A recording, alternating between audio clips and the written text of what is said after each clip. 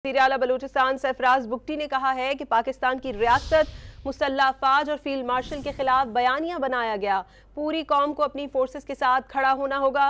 रियासत को कमजोर करने वाला बयानियां तर्क करना होगा। ये भी कहा कि ये जंग सिक्योरिटी फोर्सेस की नहीं, रियासत की है। बलोचों को लाहासिल जंग में धकेला गया। हासिल जंग में डाला गया है। आप ये जंग हासिल नहीं कर सकते हैं वायलेंस के जरिए।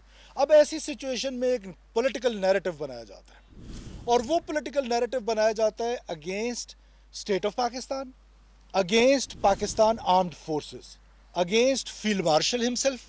वो फील्ड मार्शल जिसने अपने तदब्बर से, अपनी जंगी हिकमत अमली से, आपने देखा 9 और 10 मई को किस तरीके से अपने से 7 गुना बड़े दुश्मन को अपनी आर्म फोर्सेस के साथ मिलके एक आम सिपाही से लेकर फील्ड मार्शल तक और पूरी पाकिस्तानी कौम ने जिस जज्बे के साथ हिंदुस्तान के अज़ाइम खाक में मिलाए।